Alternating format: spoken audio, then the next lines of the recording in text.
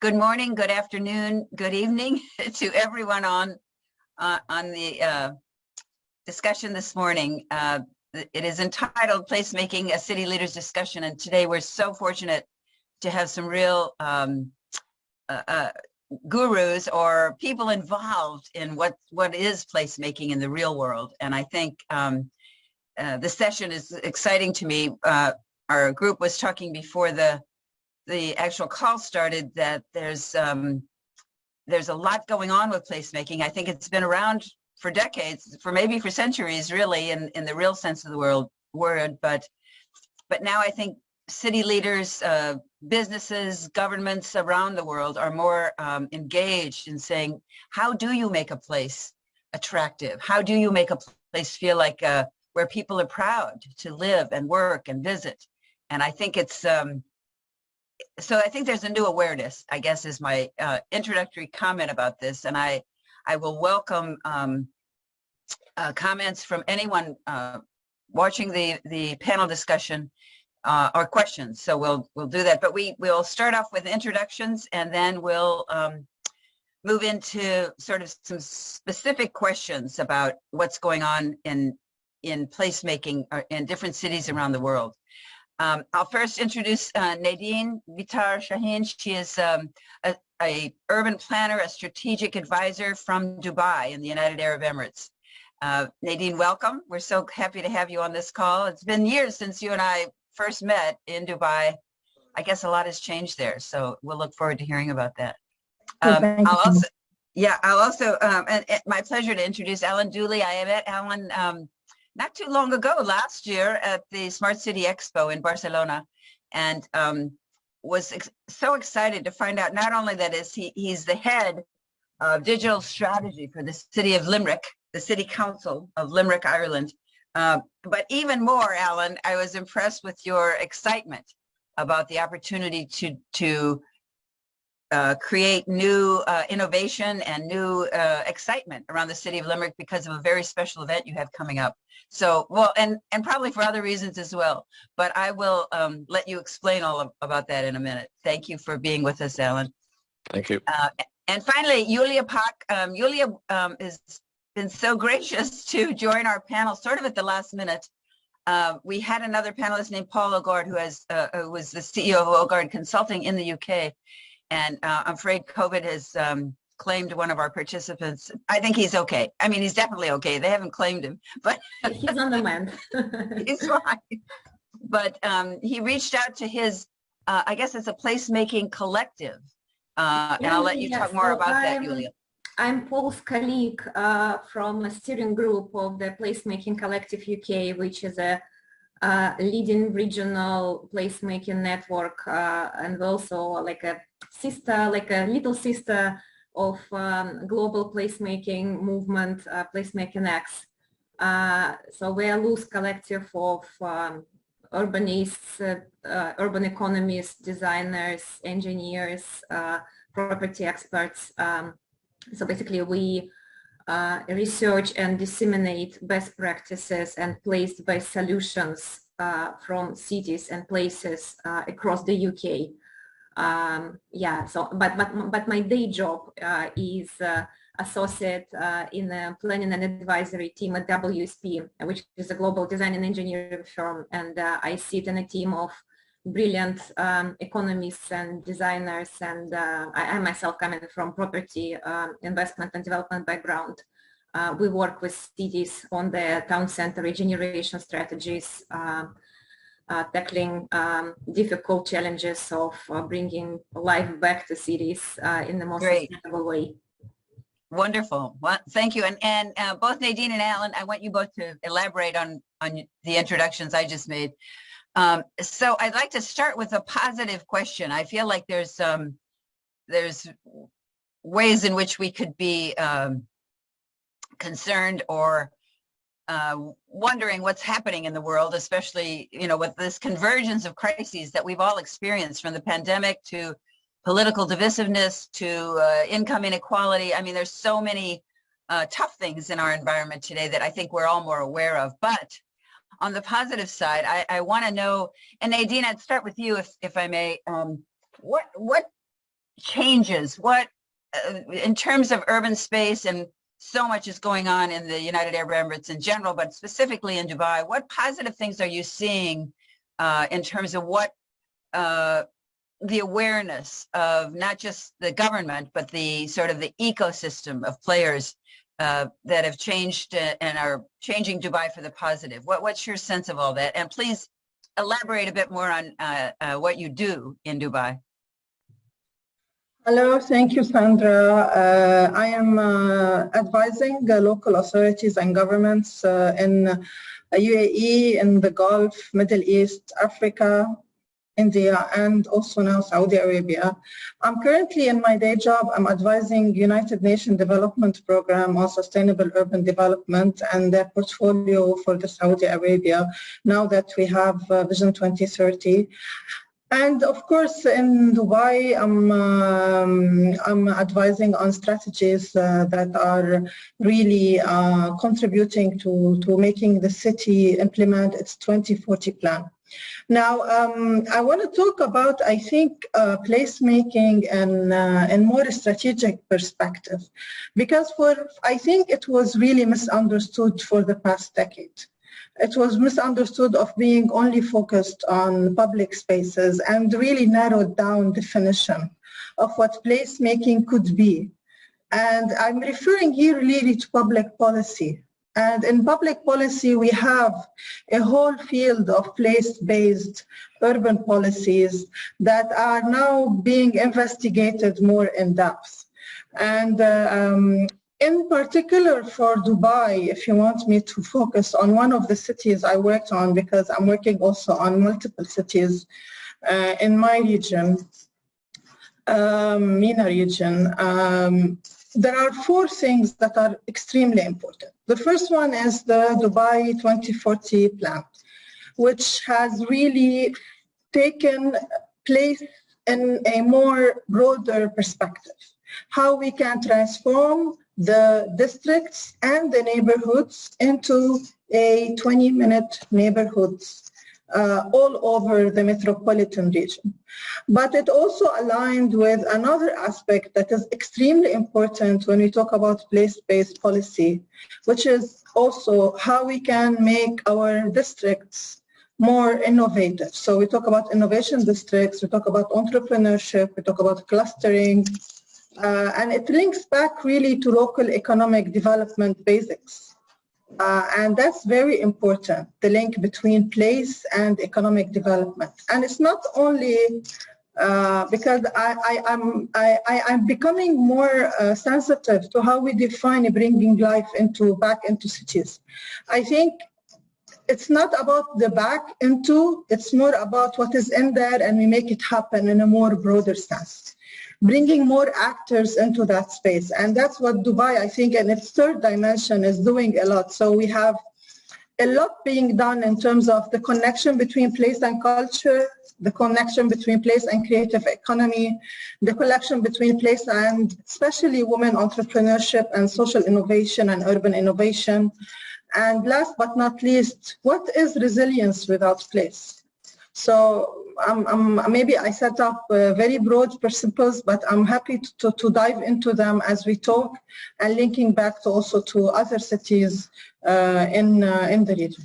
Thank you. Just before I move on to Alan, when you say 20-minute neighborhood, does that have to do with walkability? Does that have to do with just creating a community within other communities? How would you define the 20-minute neighborhood?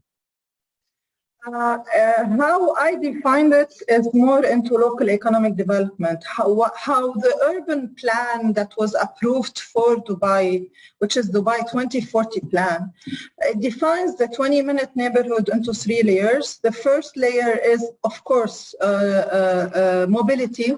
It's not only walkability, it's mobility in a broader sense, because it has also micro-mobility included within it, and biking.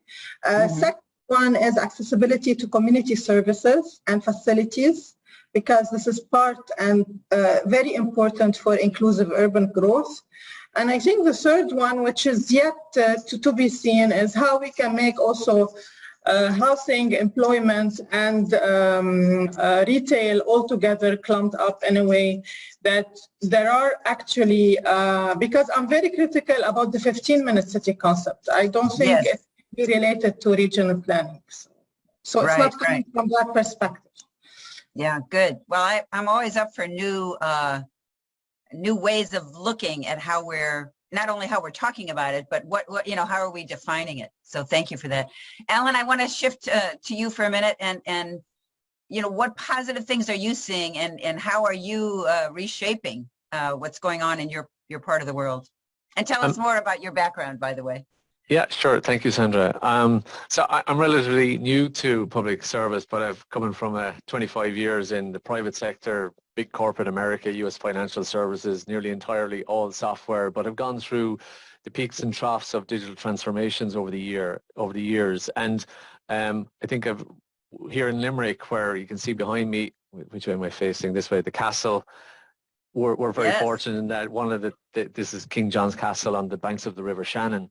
The seat of power for this municipal district has been here for over 1,000 years, and we have this really unique proposition in that we're a city, but we're not. Probably in some other countries, we're a town.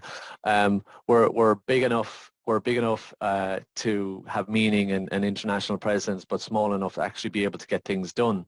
And so interesting what Nadine is talking about, the 20-minute neighborhoods, and lots of other cities have various versions of those kind of targets. I think for each city, it means something different to them. And it's like from my own past within financial services and digital transformation, everything is different. Everything depends on your own personal circumstances. I think where we're ultimately going, and I might get back to your question about what are we seeing in terms of changes, where I'm ultimately looking to put a stake in the sand and aim for is in 2027 we have the Ryder Cup coming to one of our towns here, Adair Manor, a wonderful golf course just about 10 minutes drive away from us here. Now for me, look, that's just it's a sports tournament. But what that represents is an awful lot of people, eyes of the world coming to look at Limerick, and with a significant amount of influential people who will fly in on their corporate jets, have a great 3 days golf. I want them to, when they go home in the evening time after a good day's golf and drink nice wine and whiskey and good food, they'd say, I love Limerick. What is this place about? And I want to create the perception, in not an empty perception, no smoke and mirrors here, but some reality of the wonderful things that we do here. So I think our digital presence needs to thread throughout everything that we do as a local authority. Now, we've lots of levers to pull to get us there. One of the more significant ones is going to be our decarbonisation targets. So we've legislation in place since last summer that requires us to decarbonise by just over 50% by 2030. Now, from the economic viability perspective of that opportunity, along with things like Ryder Cup and that little opportunity that might provide, if we have put a face on our decarbonisation that isn't greenwashing of any kind, foreign direct investment or indigenous investment that may want to come to our region, who needs to have green credentials for their own needs.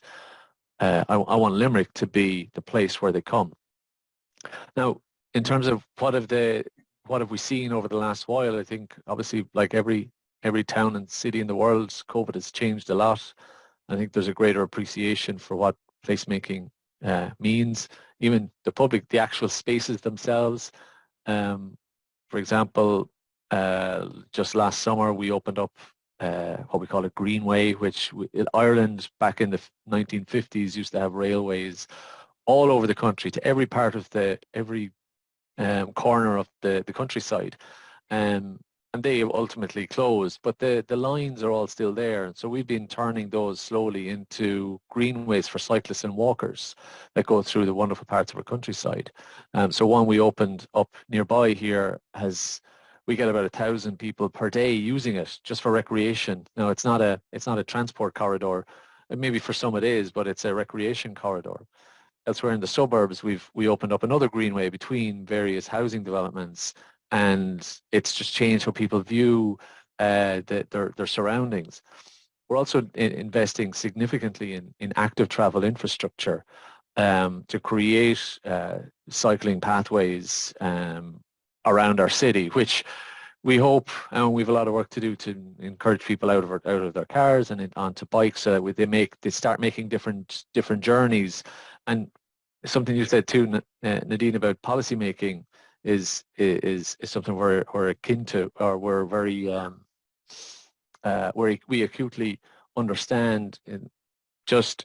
I think it's this week we're opening up a citizen innovation lab right in the city centre, which is to create with a behaviour-based framework that will allow us to drive policy making from the bottom up, so that we don't go closing somebody's road without telling them, or coming up with the wrong solution, and then the politicians get it in the ear and we have to reverse that decision for a variety of reasons. We want to create soft landings for all of these kind of major changes that are going to happen with decarbonisation over the coming few decades.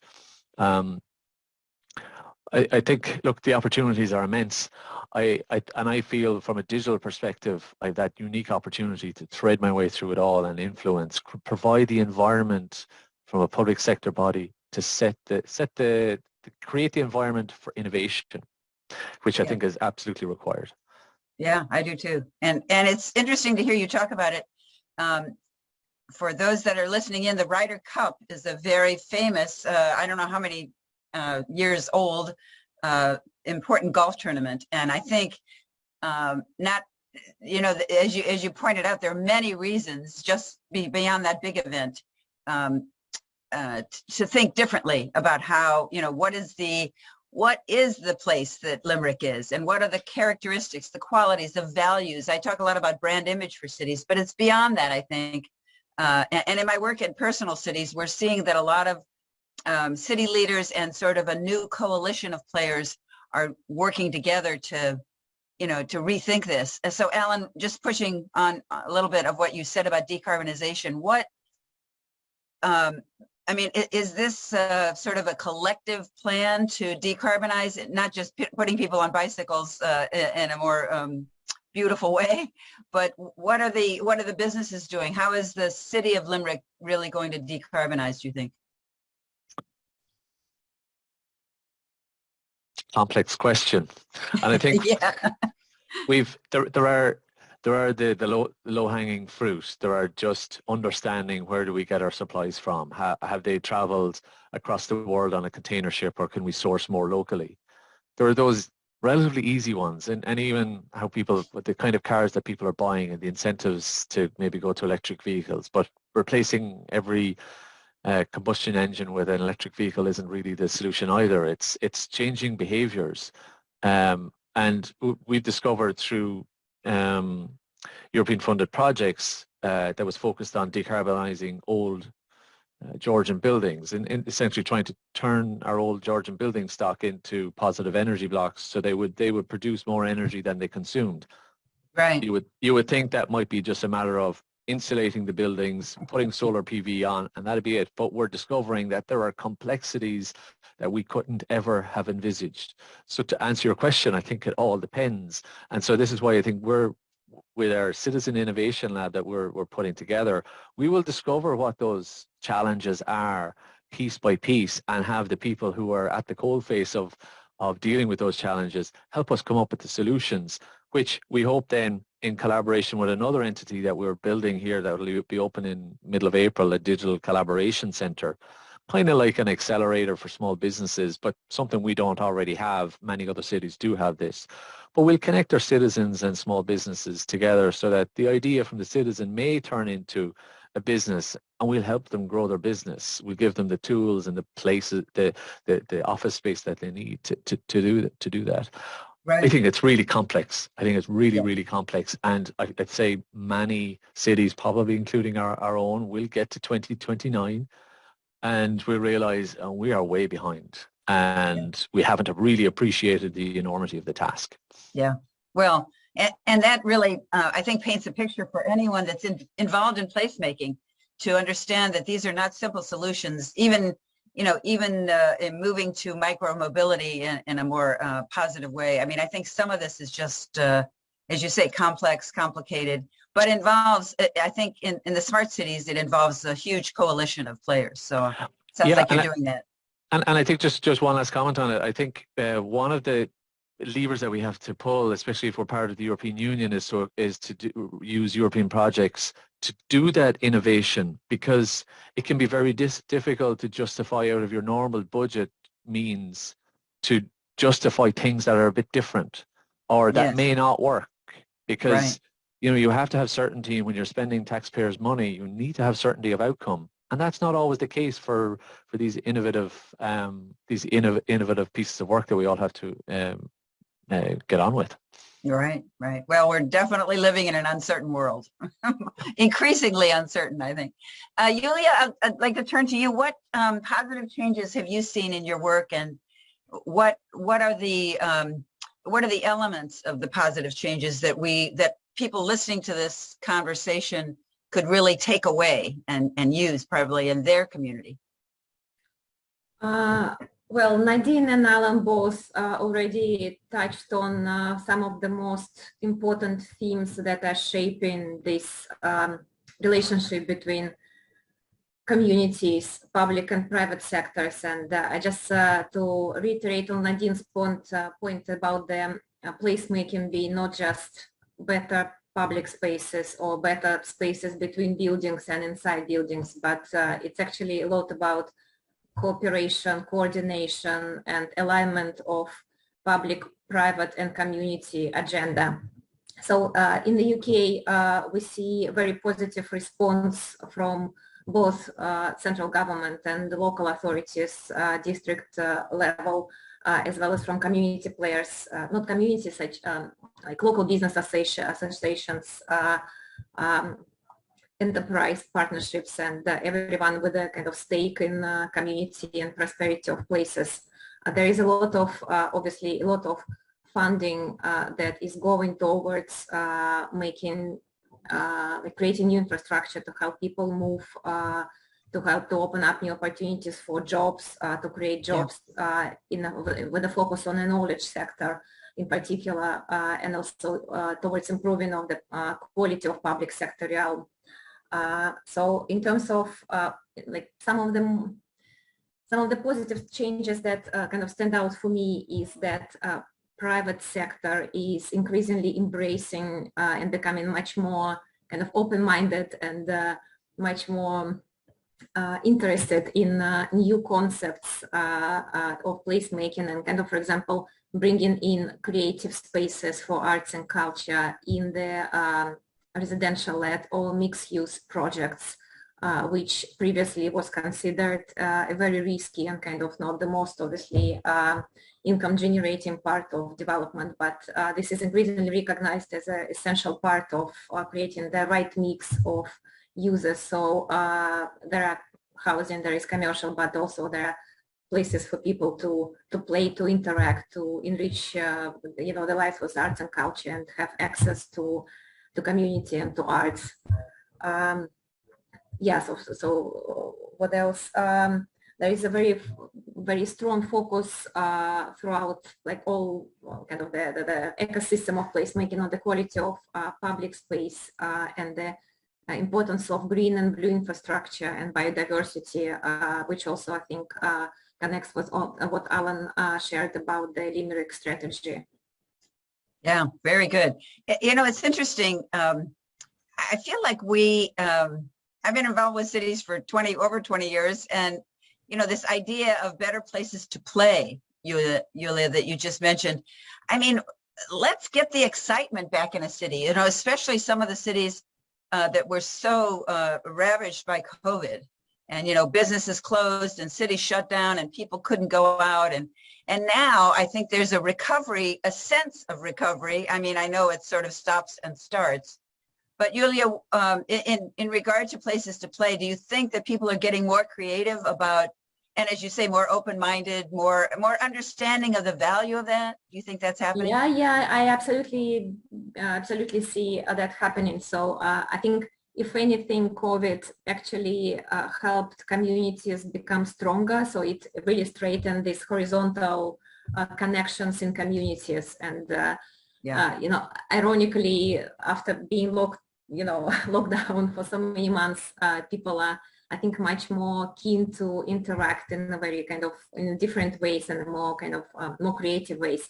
So London is one of the cities that has been badly hit by the pandemic, in particular City of London, which used to be its vital core. And it's interesting that the City of London Corporation is actually creating a new culture-led, like a very specialist culture-led business improvement district that will be working with local businesses and local community and arts and culture sector in the City of London, channeling funds towards creation this the support for local grassroots and institutional arts and culture places and spaces that will bring people together.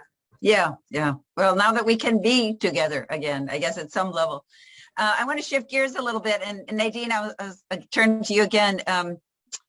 This idea, and I know Alan's on top of this big time, but are you using in all of the cities you work in, Nadine, the data? Are we doing a better job of using the data that's out there to help cities make better decisions, to help cities sort of, again, get excited about what the opportunities are? Are you seeing that? And how is it working in your many cities that you work in around the world? Well, I have to say, I just delivered a training on evidence-based policies for Riyadh city and also for the partners for monitoring urban development in the Kingdom of Saudi Arabia.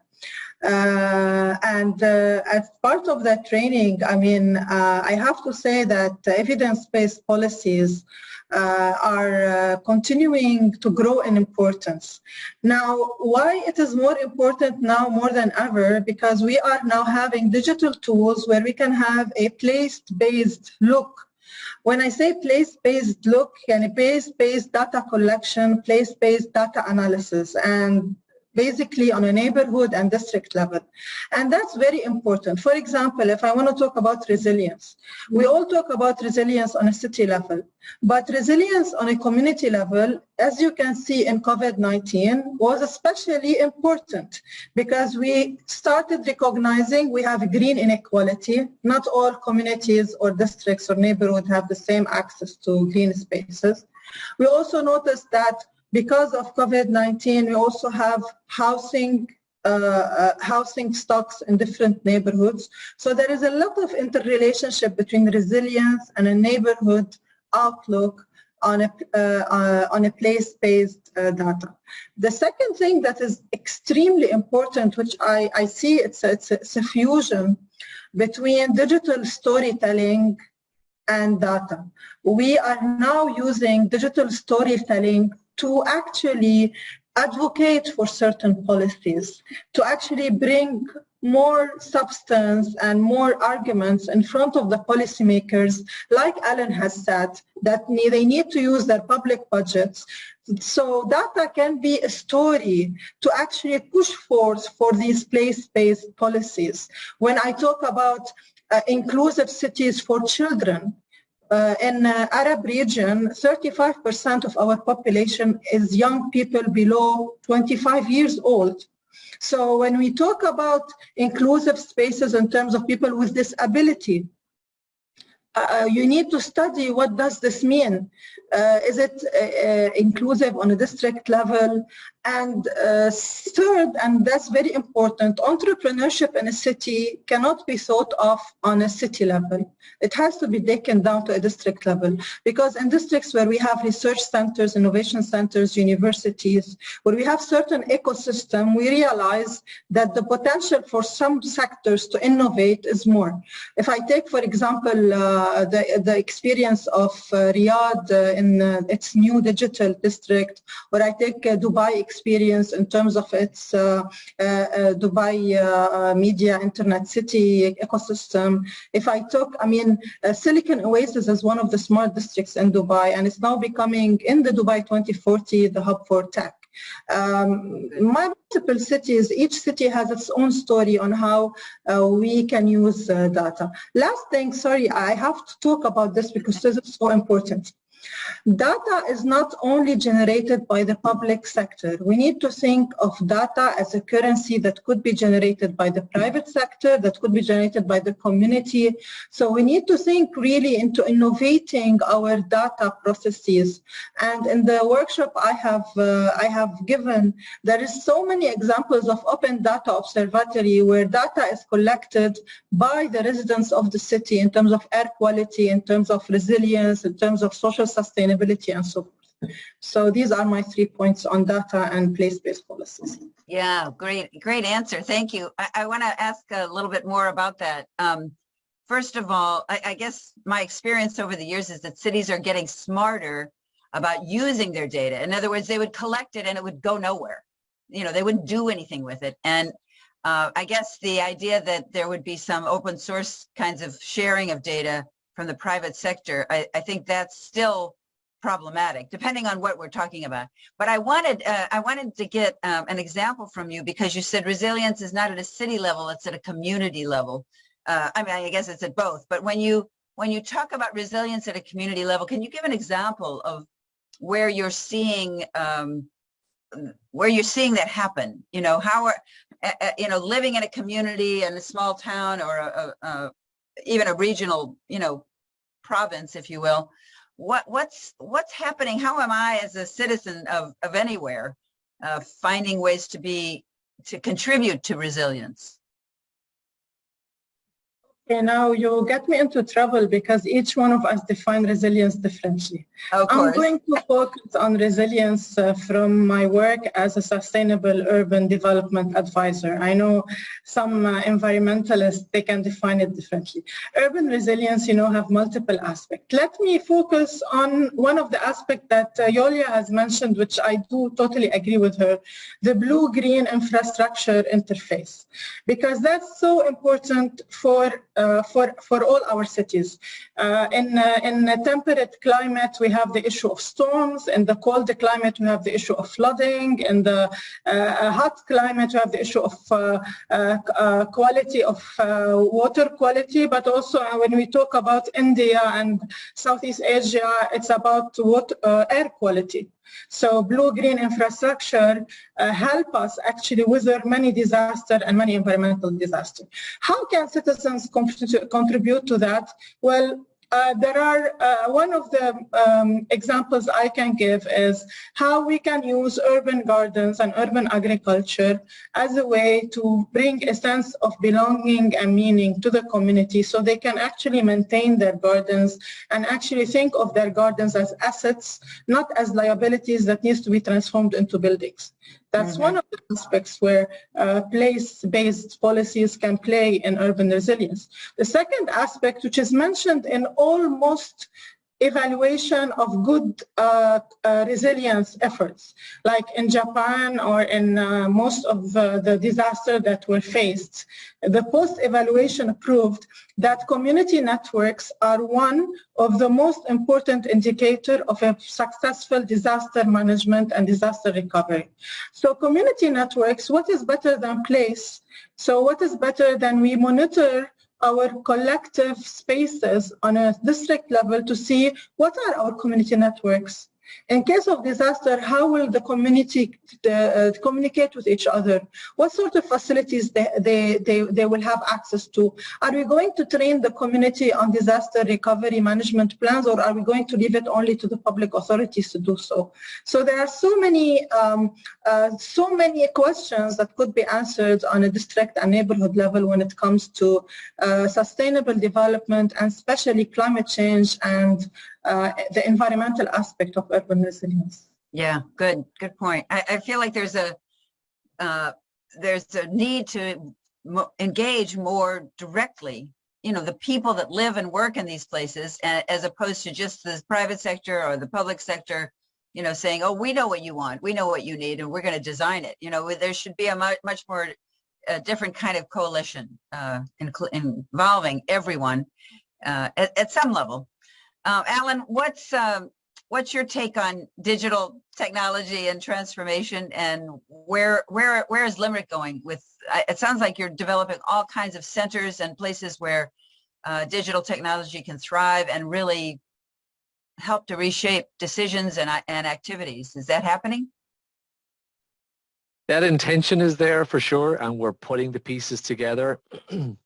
Probably one of the biggest challenges is how to connect it all. And whether you're a public body or a Fortune 50 company, you will have the exact same challenge. Every organization generates data. We have data coming out our ears, and whether it's the traditional stuff that we've been gathering for decades, or the new platform as a service or infrastructure as a service utility that we purchased. But some of that data all falls into a black hole. What I'm looking to pull together is a data warehouse so we can start gathering a single book of truth of here's how do we we want to be able to put our finger on the pulse of a region, and start then layering insights and start doing some storytelling. But storytelling will miss the target if we don't bring data literacy to the organization. I don't want storytelling to be about me and my team, and because they'll just become pretty pictures. I'm very keen to understand how do we create the frameworks that I can just let people fly and be able to do self-service storytelling, so that data is available at the appropriate level, the right kind of security, so we can spark a little bit of innovation themselves for just how we offer services here. It's like, so for example, we're doing this kind of a quirky little project at the moment, where we'll stick a camera on some council vehicles and identify using machine learning on where our potholes are. Now, I don't really want to know where every pothole is, because we probably will not be able to fix every pothole, and that could be a bit of a political issue. But what I want to do is understand, well, how does that process now work? How do we make things better? What additional insights might that give us? That perhaps we may be able to mature the whole ecosystem a little bit further down the line. So if we found potholes and we start layering that with the instances of flooding in a region, or the kind of repairs we do to those roads, have they a higher or lower incidence of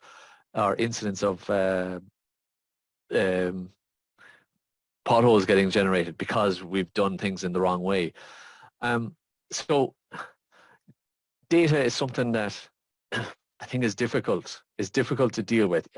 I'll figure out ways to fund and pull together the infrastructure, but what's way more important are the people who consume it.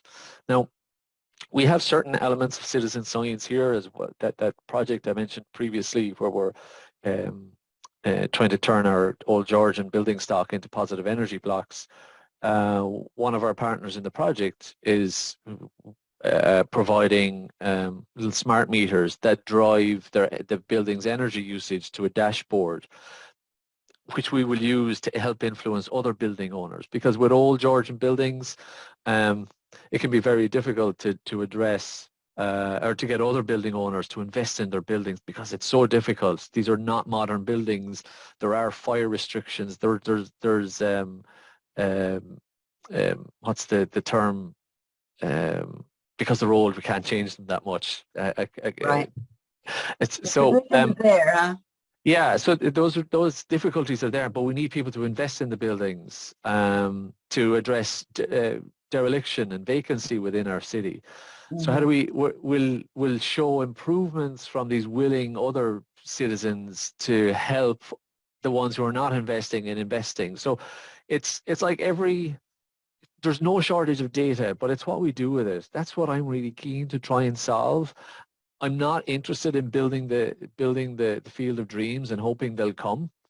I want to bring them on a journey, bring everybody who has some sort of a stakeholding in whatever slice of data I'm looking to orchestrate.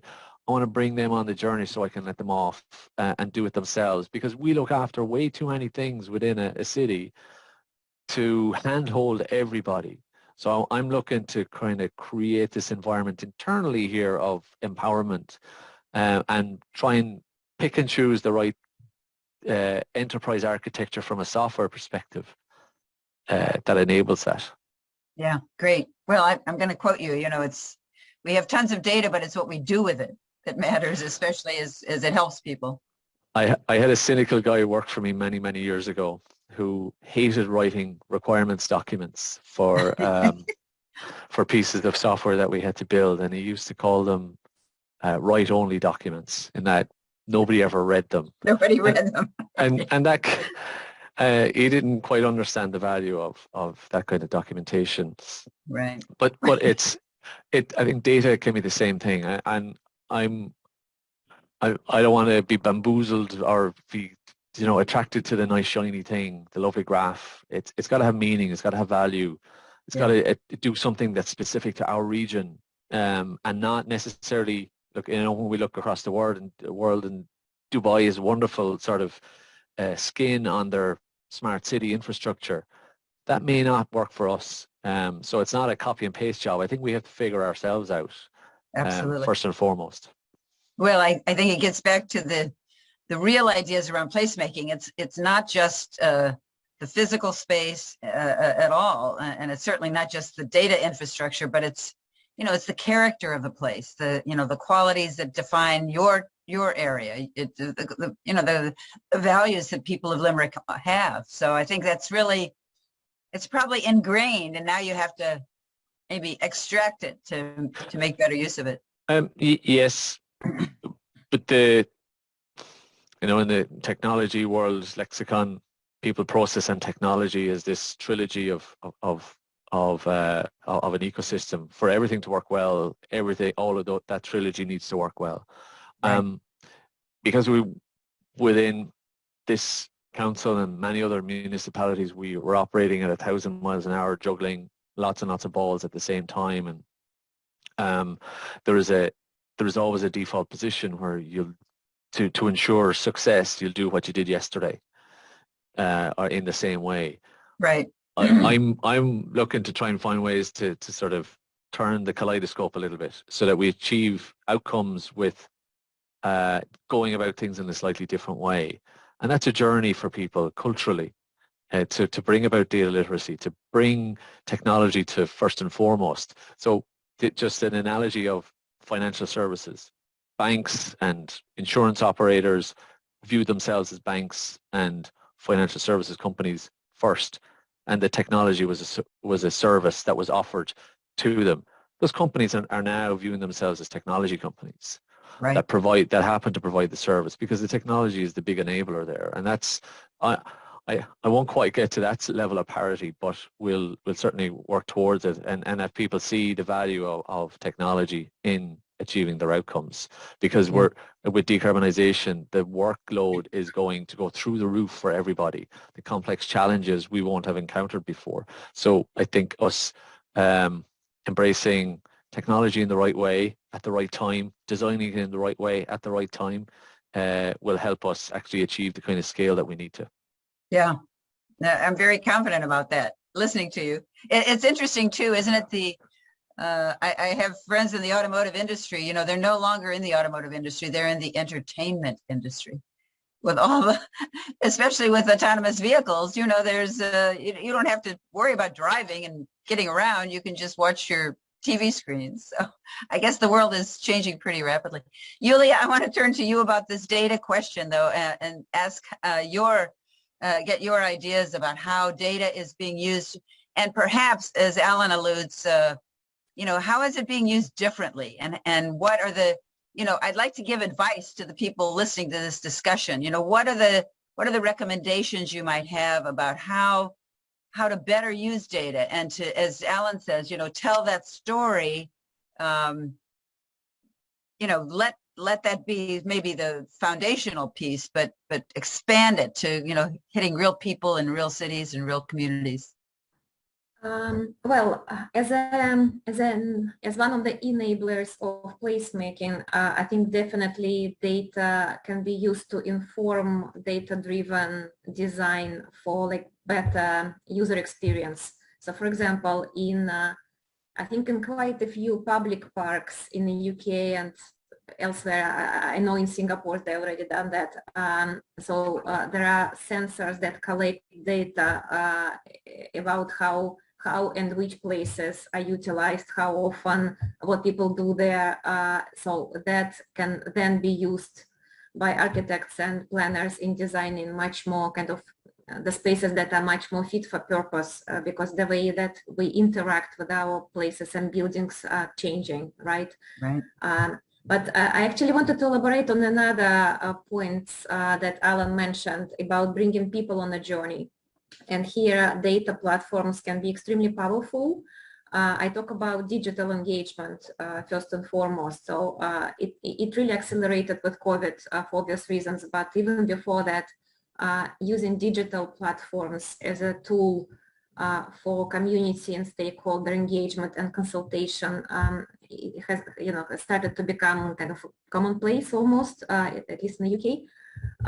So basically, there are different platforms that allow to make engagement much more inclusive. So instead of coming to your local town hall in a time that you usually supposed to be in the office, it's just not, it's not ideal, because the most economically active people they won't show up, right? And right. Digital engagement is something very, very convenient, very inclusive, and something that can make sure that not only the loudest voices, not only the most vocal residents are heard, and it is it's a basically common sort of decision and a shared conversation.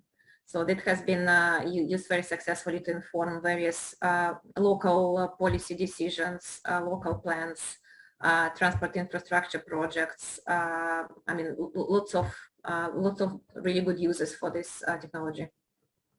Are you seeing that people feel like they have the ability to, tell government where to put the subway stop or the bus stop? I mean, are people being more proactive about what they want, either through digital or other means? Yeah. I think it's just like with almost everything else, there is a certain element of democratization in decision making, and people want to take their part in that. They want to be empowered and they want to influence decisions, because at the end of the day, it's their taxpayers' money, right? We're talking about. Right. Exactly. Okay, shifting gears again. I had several people say to me, can you ask all these placemaking gurus about the shift in our world from remote work to in-office work, and how, what is the impact of shifting, so many people either working from home or working from anywhere, working remotely, versus, being in an office building. And I think, the impact, the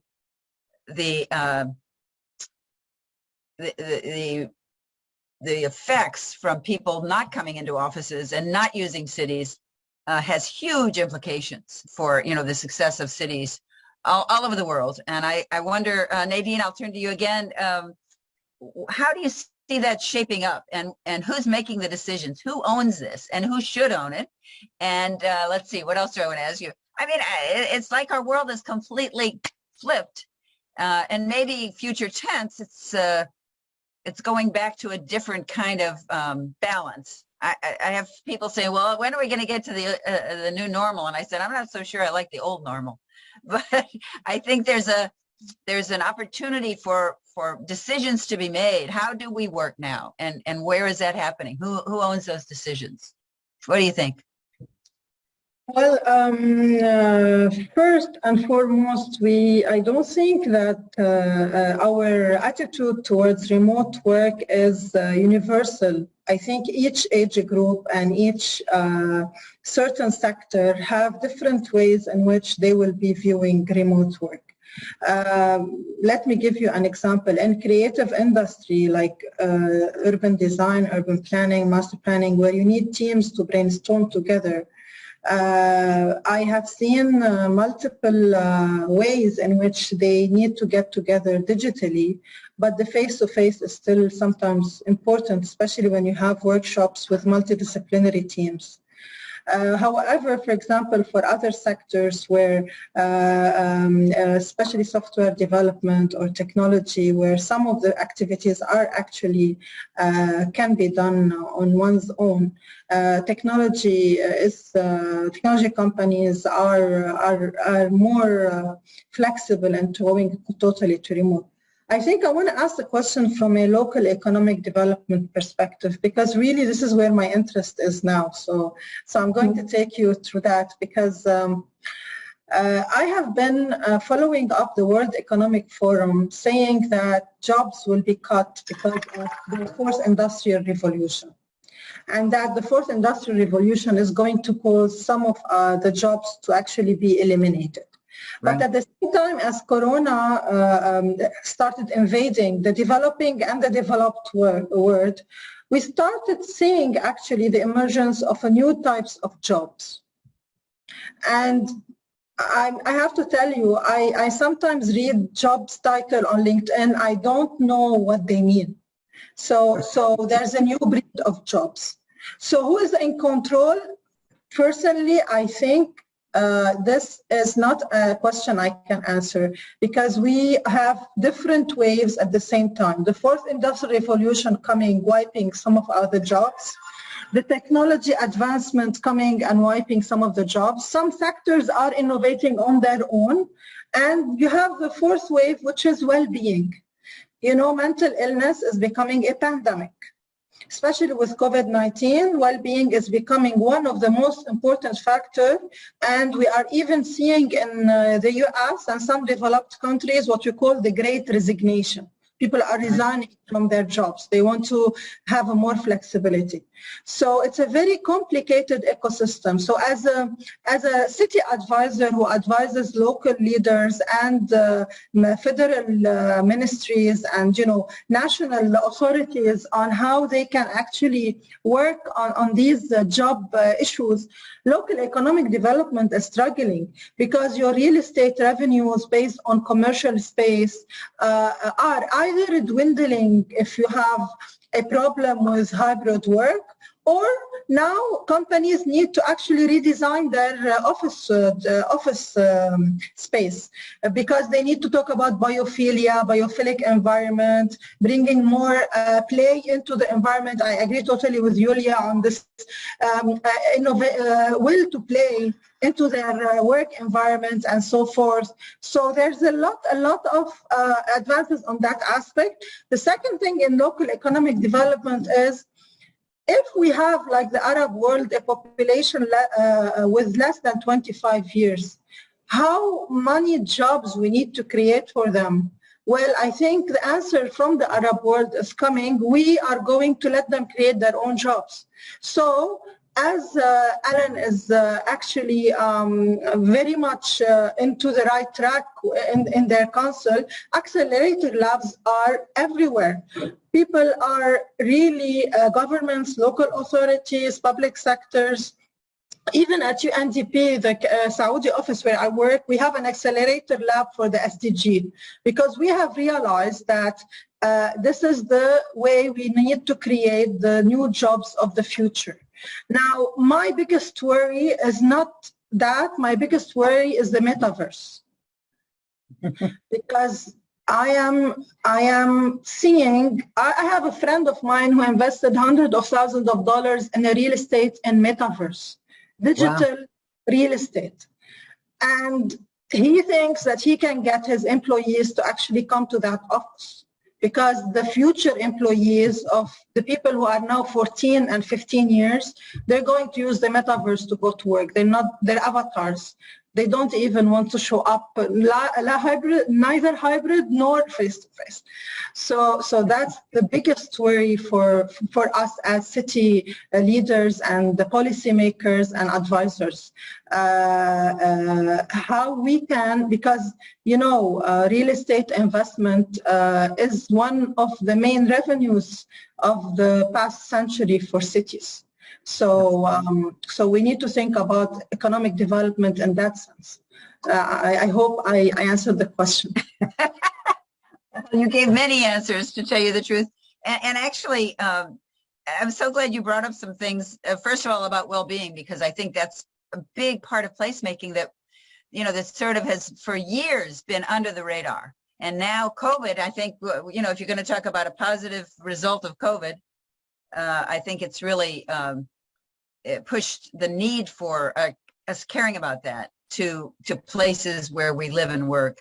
But I do want to push back on your term, not push back, but just further ask for further explanation of metaverse.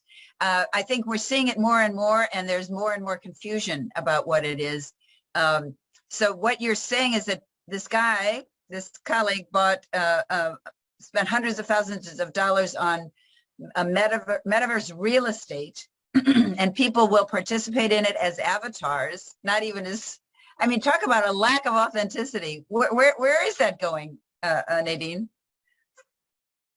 My biggest worry, because I'm someone who believes that climate change is our biggest problem and COVID-19 comes after, is that actually people are investing more in the metaverse than they are investing in climate action. Yeah. That's if you ask, that is bewildering for me. Like, we are creating a digital earth, and we're not actually conscious that the earth we are living in, where all the data servers are, might disappear. Yeah. I mean, that's so. Especially if they're on a coastline. It's a big challenge when you talk about investment. Cities like Limerick was trying to actually bring on investors that are more interested in green, maybe investment, and even cities like Dubai. Dubai is one of the most advanced cities in terms of ESG and some of the sustainability frameworks for investment now coming up. We're not there, but it's coming up, where there's a lot of activities around that. We have real estate developers who actually are getting green investments from developed economies. So we are really in a point of time where you have investment coming, and we are actually competing against the metaverse in investments. Plus, we have the issue of inflation. Local economic development, I tell you, it's not at its best moment. Many issues are converging on us, aren't they? Alan, what's your sense of, back to the original basis for this, the sense of work? What's the balance? How are you seeing that in Limerick specifically, and where I still continue to ask this question, who owns this stuff? And is it some kind of a new coalition that's looking at work in a new and different way? Well, as somebody who actually did remote work for about 20 years prior to coming here, figured out how to do it really, really poorly and how to do it really well. And I suppose remote work was probably going to grow quite organically up until COVID, and then everybody was sent home, but without the supports to make remote working a viable long-term option. People will survive in doing things the way they do it for a couple of years without huge issue. Yes, some people will struggle, all right, but going beyond that into 3 and 4 years and into 10 years and possibly up to 20 years, remote working is very, very difficult thing to do and requires a lot of support. I happened to work in a company that was predominantly office-based. Now, 10% of our workforce was remote. I had teams all over the world, so where I was actually didn't actually matter. Mhm. We've legislation coming in Ireland that will give the right to every employee to ask to do remote working, and so we're going to figure that out at the moment. But I think we've got I think where it's going to go is going to depend. Certainly chief financial officers all over the world are looking at how much are we spending on buildings. And we've realized over the last 2 years that perhaps we don't need to spend as much on office space as we have been. So there's going to be a big rebalancing effort there in economies around the world.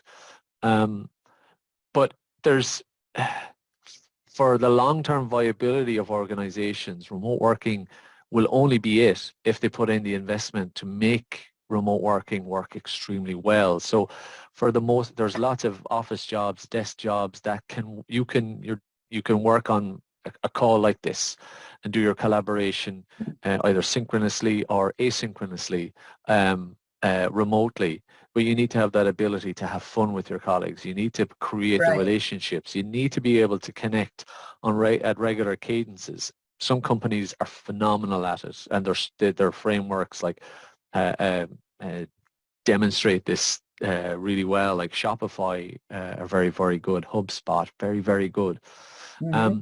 And so Nadine's comments, they're all incredibly interesting, even about the rebalancing of jobs. That's always going to, I think that's going to happen. I think we've gone through a period of probably a lot of growth in a rentier economy. So rentier economies being the ones that you make money off somebody else making money, the transactional costs, rather than, I think we need to shift back towards a creator economy.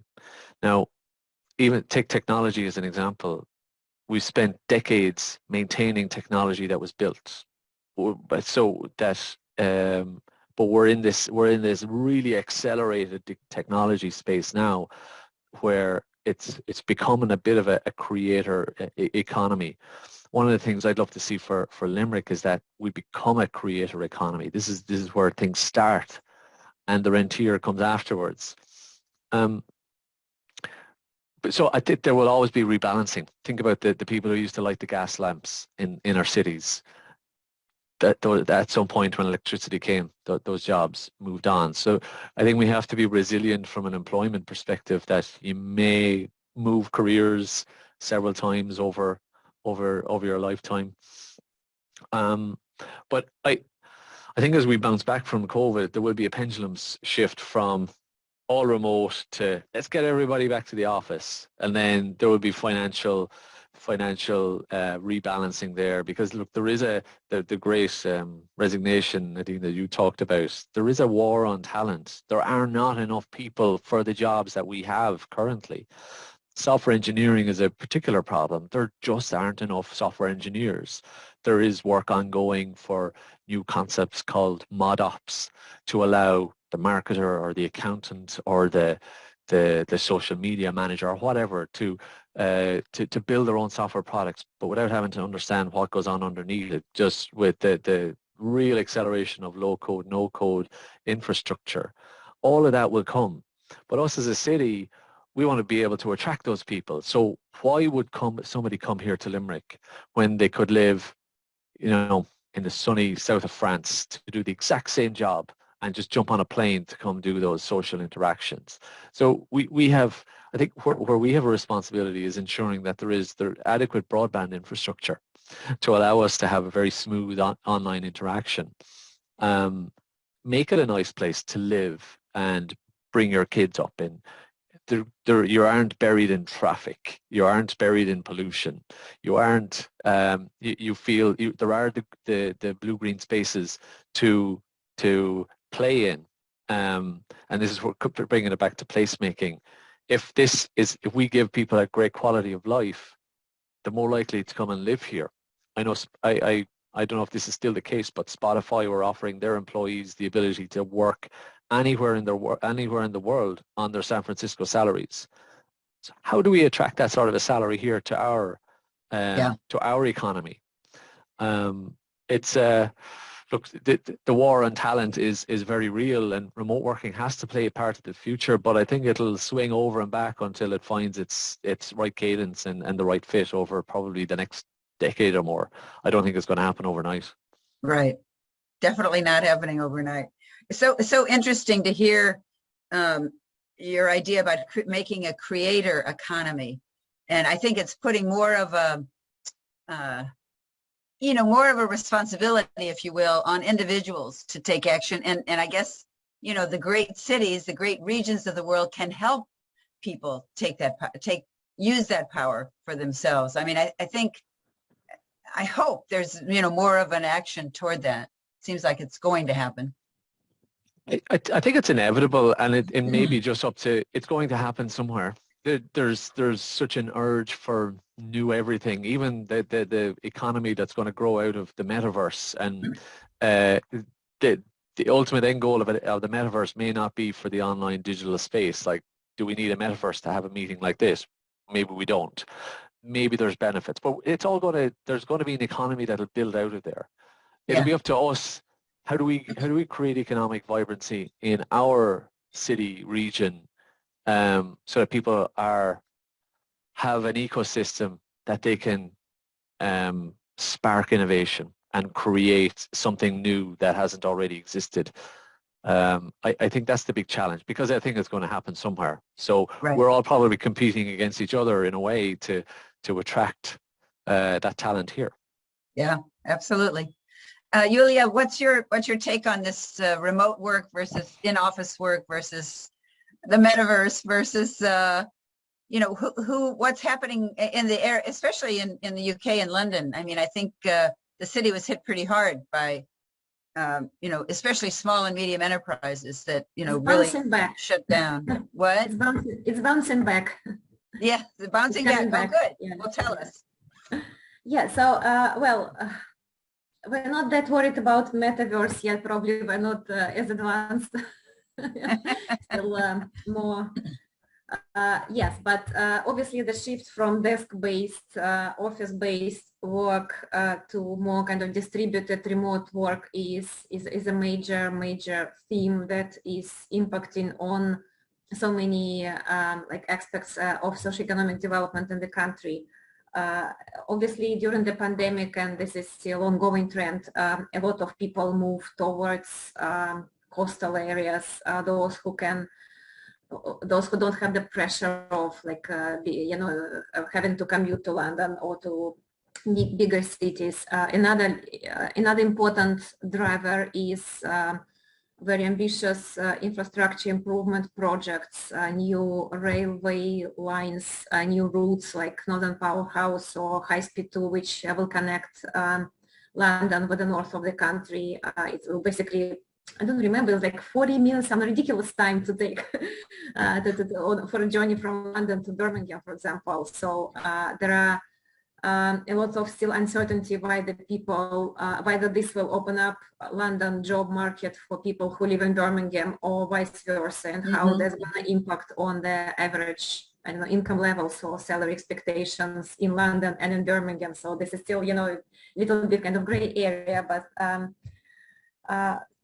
obviously, I think we'll need to see what's happening, like whether this shift is actually like fundamental one, or this is just an adjustment to like changing conditions, and people will still be coming to the office, everyone, and once in a while to see colleagues in person, to like we do here, for example, because it just makes so much difference to actually see people who you work with, if you're in client-facing jobs like I am, or in advisory team.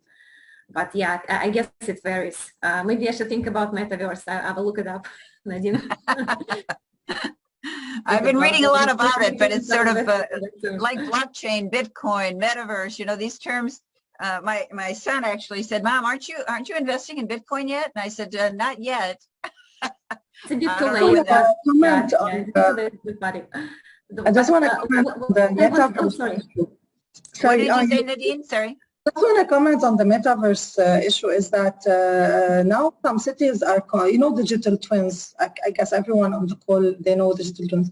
Now they are thinking how they can use digital twins in the metaverse, whereby if you have a physical space in the city, you will be allowed to have in the city metaverse the digital kind of equivalent. So it's a kind of a new horizon. Some cities are actually exploring how maybe city council can own the metaverse of their own city instead of letting technology companies build the metaverse for their own city, using, of course, digital twins. But this is very important for placemaking, because then what is place in a digital universe? And shifting the whole definition. Yes, exactly. And these spaces are being built up. So what sort of new schools we're going to have, or a new design technology, I think, jobs coming out of that aspect of placemaking. Yeah. Well, and Julia, I want to ask another question of you regarding main streets, high streets. What impact is it having? Can placemaking reshape the high street in Europe? Can it? And what's a main street called in the Arab world, Nadine?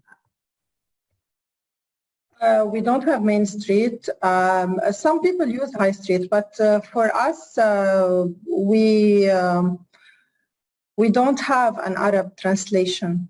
Yeah, to be honest with you. Right. And some people mistakenly use souk, but souk is not that. Souk is market. Right. What we have equivalent is certain districts that could be considered as high street in certain cities, and they are usually very much modeled like Oxford Street in the UK, or these walkable retail ground floor with coffee shops, and it, of course, different versions depends, because in the Arab world we have around 6 climate zones, because it's like Europe, so we have different climate zones for cities. So each city has its own version according to its climate, its context, its culture. For example, in Amman, you will find Abdali is one of the considered districts for such. In Cairo, of course, you have their own new developments. And in Riyadh now we have Riyadh Boulevard, but it's not really high street. It's more the upper end. Right. So yeah, you have different versions of high street, but I have to say I'm really impressed with UK research. A lot of white papers on high street that are really, really informative, and I have to say I'm being inspired by some of these reports coming up on high streets. Yeah, and Julia, what are you seeing? As you say, things are coming back. So what's your sense of how it's coming back, and what role does placemaking have in sort of reshaping it and, going with the evolution, if you will? Nadine is absolutely right in saying that there is a lot going on in high street regeneration sort of realm. Yes. So there are quite a few different factors in play, I would say. So first of all, local authorities are becoming much more proactive and much more open to embracing, so basically open to rationalize or review the kind of assets, because in the UK councils own a lot of retail units and a lot of other buildings, obviously in city centers, and a lot of them has been empty for a while. So councils are engaging with businesses to sometimes even give these spaces away for a short period of time as a meanwhile use, which is proven really good strategy, because it not only helps to bring life and people back, and to kind of to create this new, this joy of encountering something new, something, something surprising, something engaging, something inspiring in this, in old kind of high street.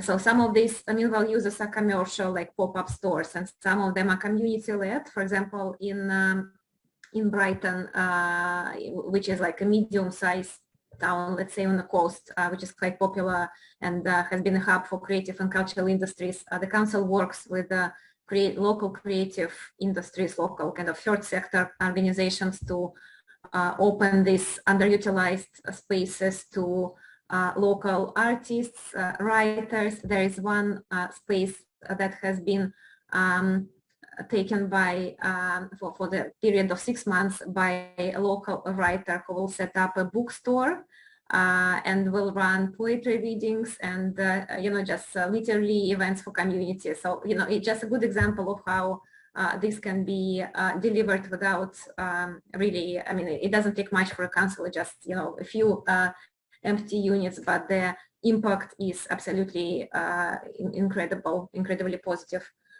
So another strategy is bringing back the business users and jobs that are non-retail. So the key word is non-retail, because obviously town center economy has been very much reliant on spending, consumer spending and visitorship before COVID, and now it just needs to reinvent itself.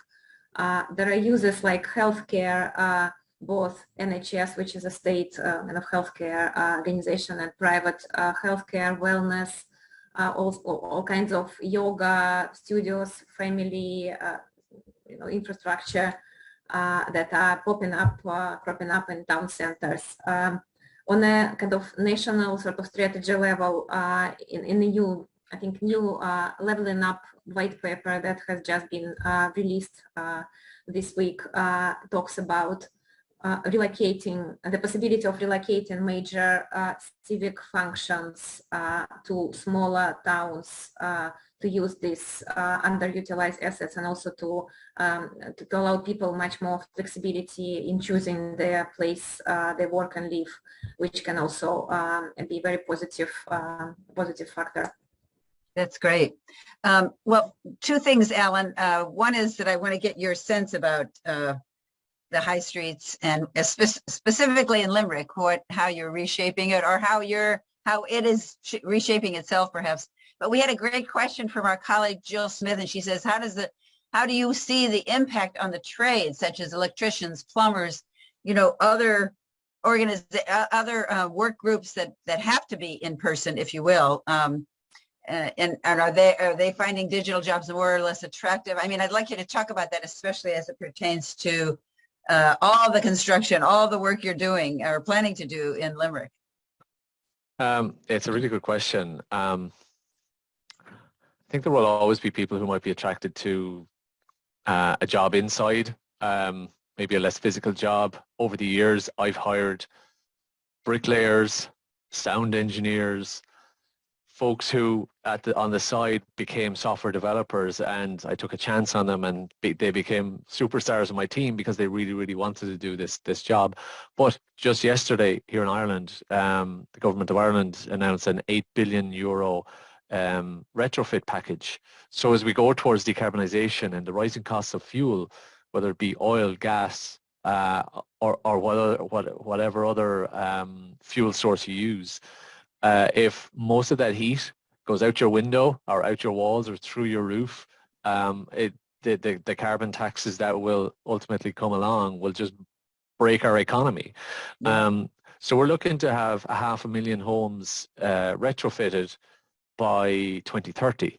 Now, we also have a housing crisis here in the country. It's not this, so this is national level scale, where we do not have enough houses for all of the people who are here, and house prices are rising through the roof. So the government also has a strategy to build a lot more houses. Now, to do both retrofitting and building houses, we need a lot of construction workers.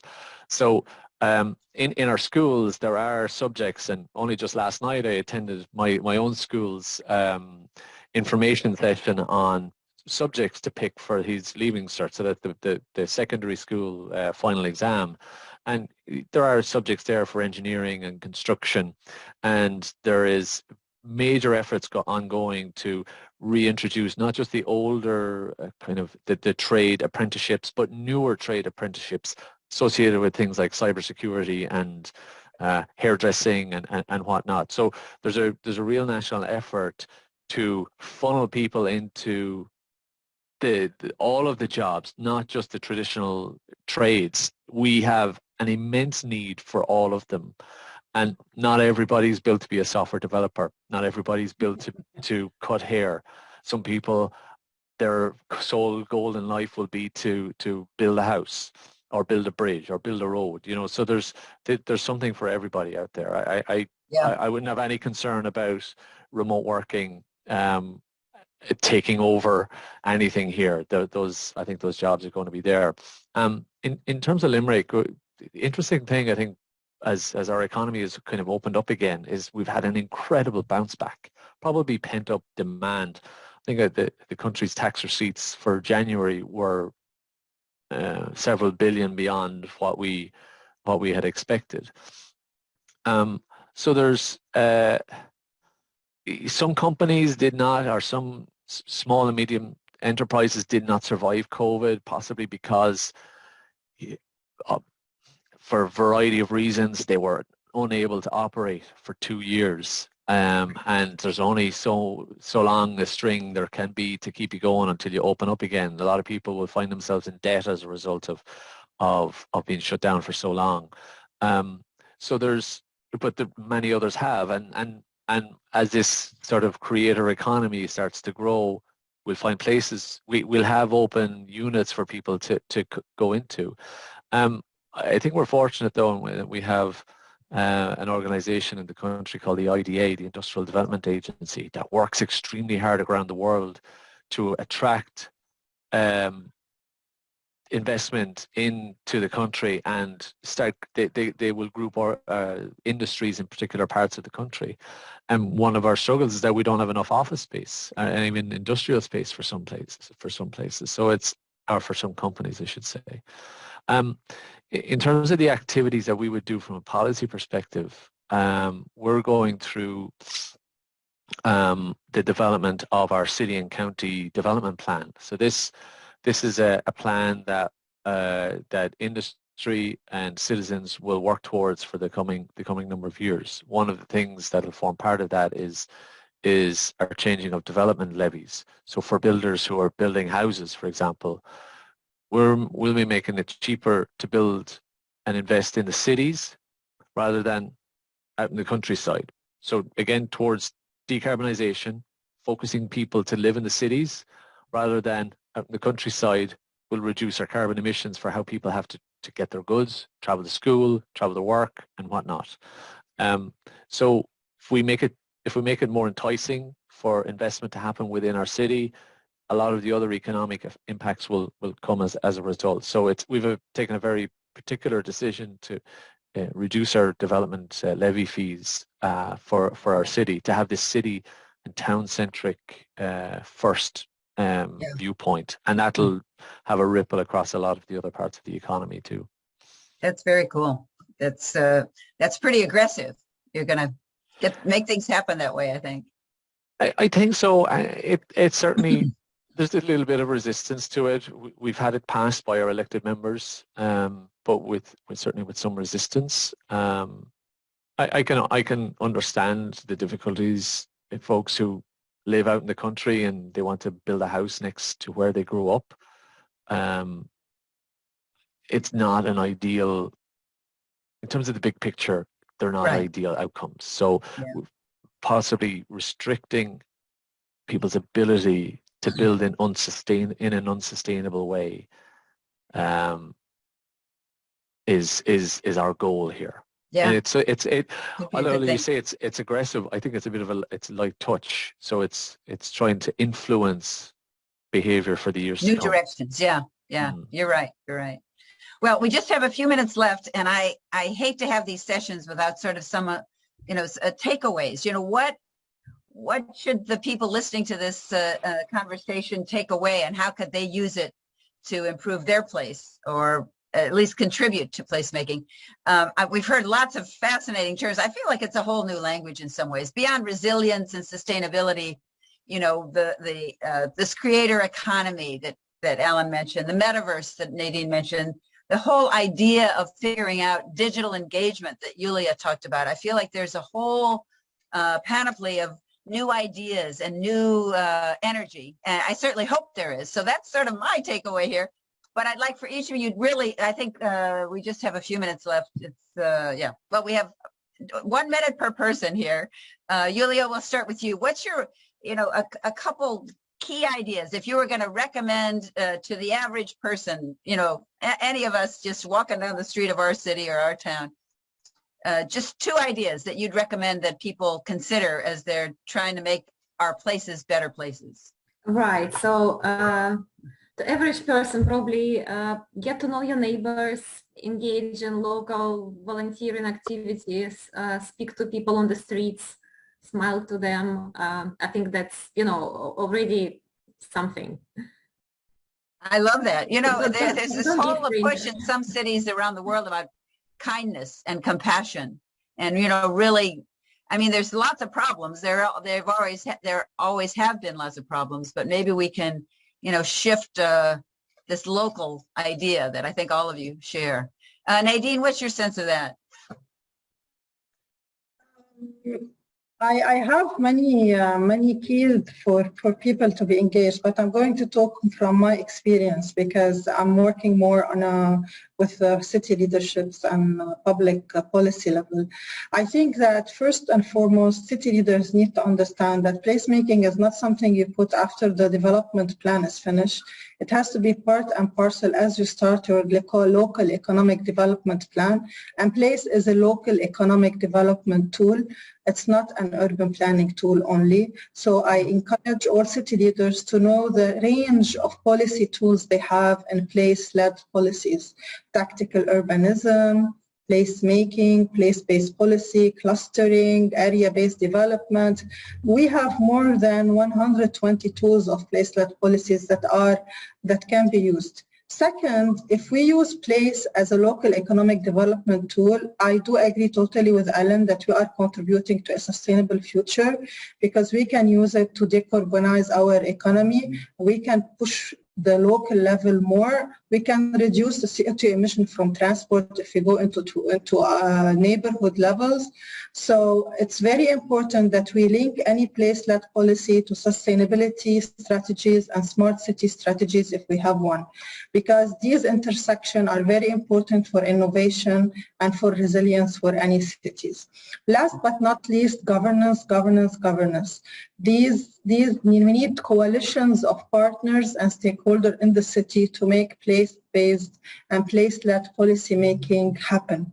We cannot only say that, okay, we're going to have only workshops and community engagement. We need a governance structure that carry us from the inception to implementation to maintenance. Wow. And do you think the governance piece is getting enough attention? I have to say in the Gulf region, governance is always part of the strategy. Now we are more creative because for us governance takes on multiple forms than only political form. There are multiple types of governance. You have the social governance, you have the how you govern the professions. For example, if you talk about urban planning in a city, is it governed only by the government? No, you have multiple professions and actors and stakeholders involved in managing this process. So I give you an example. When I was involved in one of the regional development strategies in one of the regions in Saudi Arabia, there was a complete governance and operating model analysis on municipal services, for example. So, and within municipal service, place is a very important part in city image and city branding and so forth. So yeah, governance is an essential part of the discussion, especially again, because 35% of our population is young people, and we need to involve the youth more and more in the climate conversation, the city conversation, and the place conversation, because this is equity. This is what we need to do. Yeah, absolutely. Ellen, you get the last word. What are your recommendations? If somebody's working on placemaking, and I know you've got your hands full in Limerick, but just your ideas about what would you tell people to do to think about making places better? I think to think differently. Try not to do the same thing you did yesterday for tomorrow's challenges. Bring 21st century solutions to 21st century problems. Where everybody is so busy, and sometimes you need to take a moment to take your head out of the weeds to try and achieve your outcomes in different ways, and it may take 100 attempts, but the 101st may be the one that actually achieves the outcome. Yeah. And maybe don't settle for mediocrity, Right. which can be a convenient outcome. I would like to think people to think differently, because the complex problems we have ahead with decarbonisation, which can be the biggest lever we have to pull here, because for many governments there's legislation, or there will be legislation to hit particular targets, and it's going to be important for our economies that we hit those targets without the greenwashing. Right. Some economies will be found out with greenwashing, and that will have a ripple effect. So I just think differently, and don't be afraid of the complex challenges, because I think there are relatively simple outcomes. You just need to dig into them. I totally agree. I host programs called Question Storming, where you have a difficult question and you just keep asking. Don't jump to solutions. Don't rush to investments that haven't really considered all the interdependencies. So I'm definitely with you on thinking differently. And I want to thank each of the panelists. Thank you so much for being here. I want to leave you with a quote by Henry Ford, the famous automobile designer. He said, "If you think you can or you think you can't, you're right." So I think we're all about getting these thinking we can, thinking differently ideas embedded in the cities that we work in. So thank you again for your time and your good ideas. I so appreciate it. Thank you all. Thank you.